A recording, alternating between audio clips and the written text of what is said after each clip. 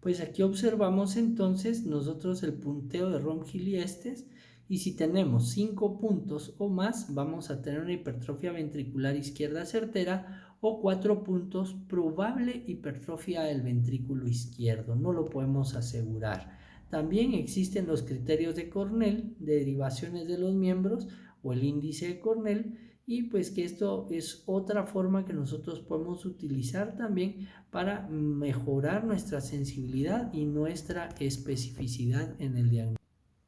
También existen algunos criterios indirectos de hipertrofia del ventrículo izquierdo o de sobrecarga del ventrículo izquierdo.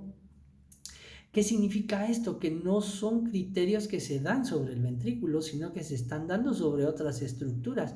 Por ejemplo, la sobrecarga de la aurícula izquierda en ausencia de hipertrofia o sobrecarga del ventrículo derecho.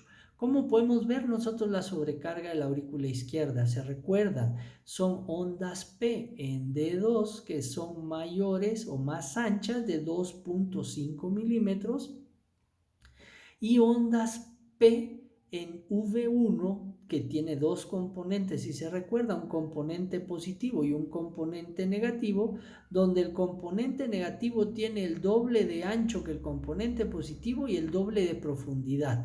¿Esto qué nos dice? Hay dilatación de la aurícula izquierda. Algunos bloqueos divisionales anterosuperior izquierdos, bloqueos incompletos de la rama izquierda, bloqueos completos de la rama izquierda, morfología del ventrículo izquierdo en múltiples derivaciones, ondas Q profundas y estrechas en las derivaciones inferiores, ausencia de ondas Q en las derivaciones izquierdas. Se recuerdan que cuando hay hipertrofia del ventrículo izquierdo por sobrecarga sistólica, o sea, hipertrofia concéntrica, van a estar ausentes las ondas Q. Onda R de voltaje aumentado en V2 por desplazamiento de la zona de transición hacia la derecha, alteraciones secundarias de la onda T y del segmento ST también, onda U, fibrilación auricular aguda en miocardioesclerosis. Entonces, en conclusión, nosotros podemos utilizar criterios electrocardiográficos comunes para el diagnóstico de hipertrofia del ventrículo izquierdo. Criterios de voltaje de Cornell, criterios de producto de Cornell, criterios de voltaje de Sokolov-Lyon y sistema de puntaje de Ronquil y Estes, como ya lo habíamos revisado. Aquí en esta diapositiva podemos observar sobre los criterios indirectos de la hipertrofia del ventrículo izquierdo y lo que les mencionaba, tener 2.5 milímetros o más de ancho de la onda P en la derivación D2 o tener una porción negativa que sea el doble de grande que la porción positiva de la onda P en V1. Aquí vemos una onda P normal en V1. Y aquí observamos ese cambio donde tenemos más ancho y más profundo la porción negativa de la onda P en V1.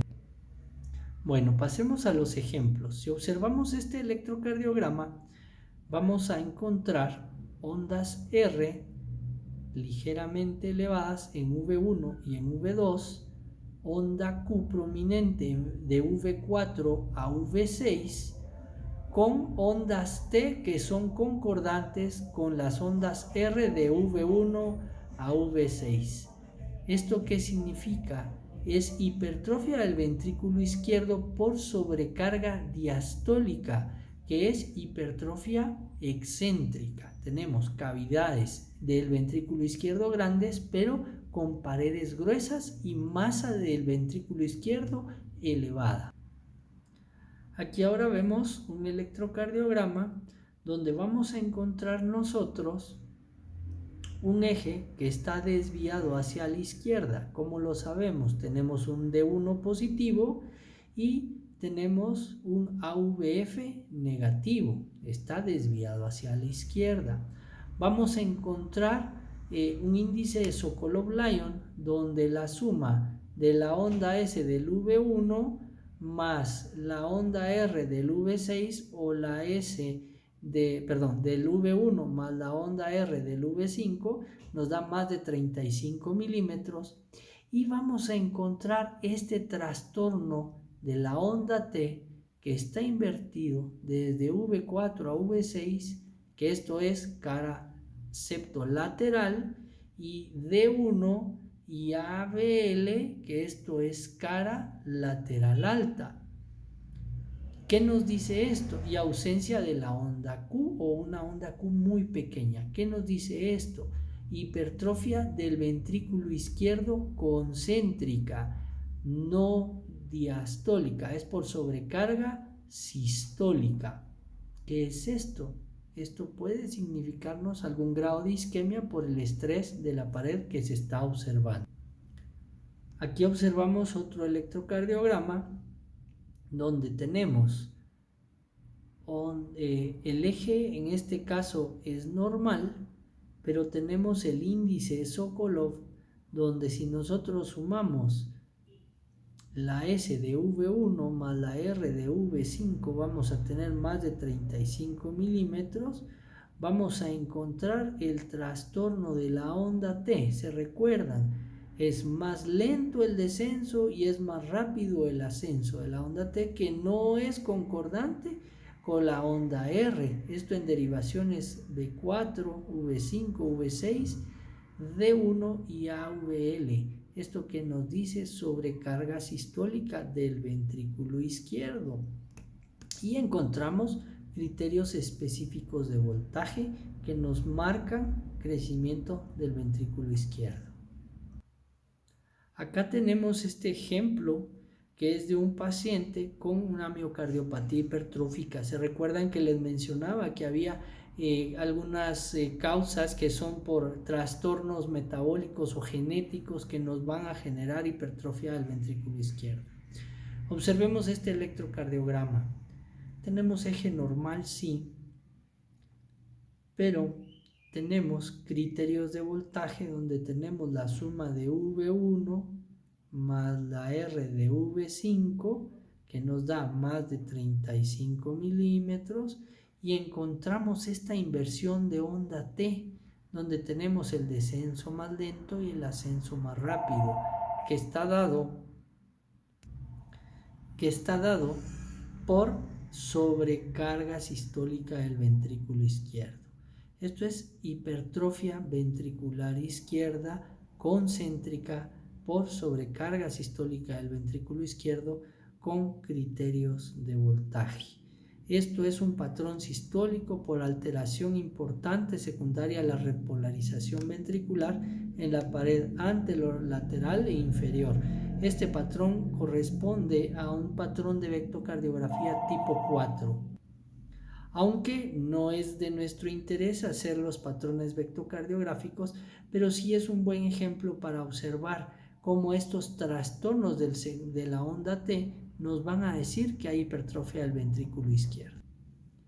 Vemos acá otro trazo donde observamos este mismo patrón de trastorno de la repolarización del ventrículo izquierdo en la cara inferior de 2, de 3 ABF, B4, B5 y B6, D1 y ABL. ¿Qué nos dice esto? Sobrecarga sistólica del ventrículo izquierdo. Esto es un patrón sistólico de hipertrofia del ventrículo izquierdo. Aquí en este electrocardiograma, que es sumamente importante, encontramos un criterio. La onda S de D3 es mayor que 15 milímetros. Tenemos sobrecarga de aurícula izquierda, donde vemos que la porción negativa de la onda P es mayor que la porción positiva, y encontramos este trastorno del segmento ST.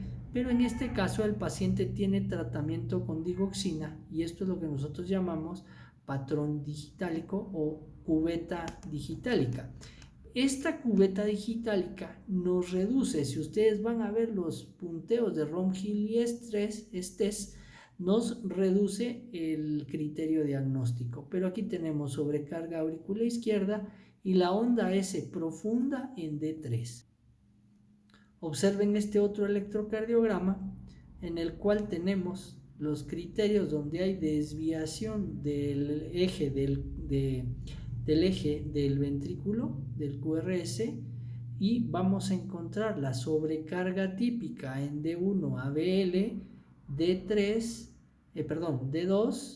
AVF y la sobrecarga típica de B4 a B6, con criterios de voltaje que si sumamos la onda S con la onda R nos va a dar 35 milímetros para arriba.